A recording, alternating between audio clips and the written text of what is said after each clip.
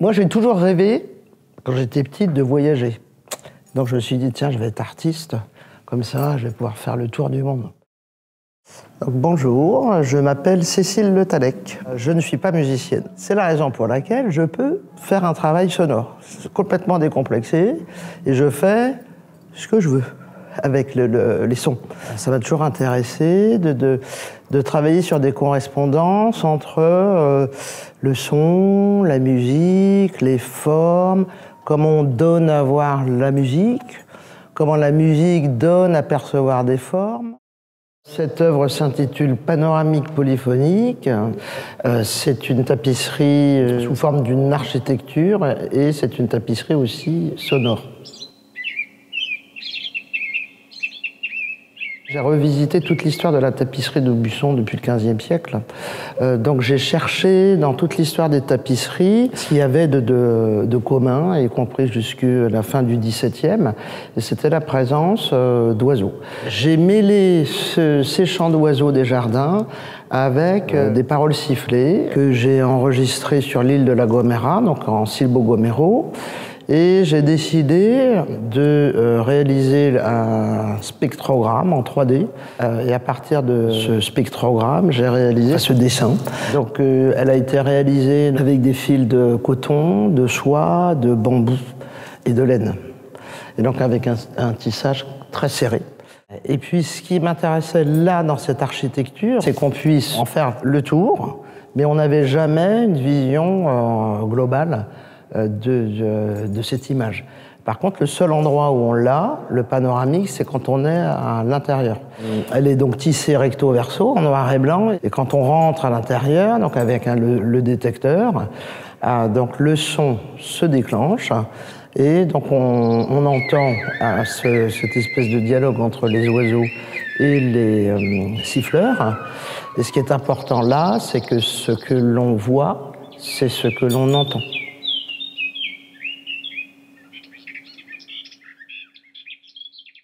C'est une œuvre qui a été réalisée dans le cadre de mon exposition au Centre d'art contemporain Le Château des Adhémars à Montélimar. Ce plancher s'inspire du plancher Rossignol du palais de Nijō-jō à Kyoto et qui était en fait le premier dispositif de surveillance sonore. Donc j'en ai fait une autre version qui se présente sous la forme d'un instrument. Finalement, c'est une sorte de piano pour un corps.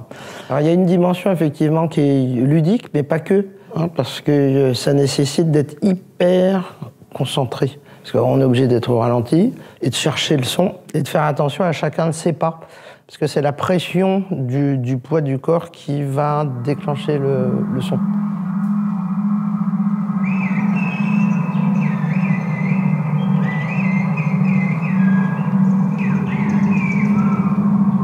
Les planches ont été gravées. Le dessin de la gravure, en fait, correspond au spectrogramme du chant du rossignol. Donc ce dessin, c'est une partition aussi. Et puis cette œuvre-là, qui est toile flottante, pour la réalisation de ces toiles, en fait, elles ont été réalisées avec des toiles de parachute. Donc c'est un dessin que j'ai réalisé dans un très grand bassin d'eau, avec des encres. J'ai dessiné avec le souffle ces dessins de paysages. Et là, en fait, c'est un peu comme le paysage générique de la tapisserie. C'est-à-dire c'est une montagne, c'est un bord de plage, c'est une vue du dessus, une vue frontale, c'est la lisière des vagues, c'est des nuages. Voilà, c'est un dessin aussi générique. Et qui fonctionne bien, je trouve, en écho avec le plancher chantant.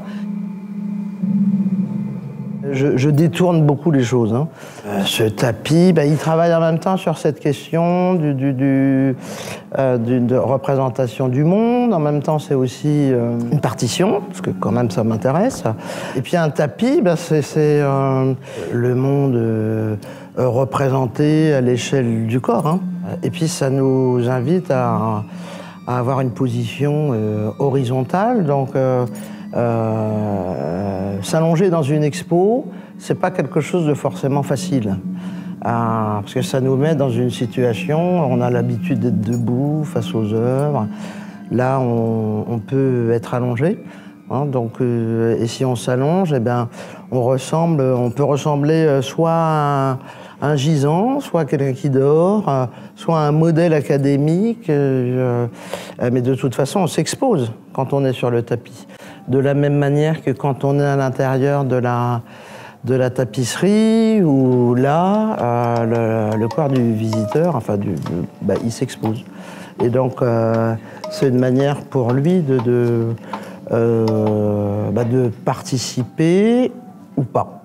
Mais dès qu'il est dans le champ, de façon des œuvres, si on le photographie ou qu'on le regarde, il en fait partie. En fait, toutes ces œuvres, ce sont des instruments qui sont donnés, offerts, et puis on s'en empare ou pas.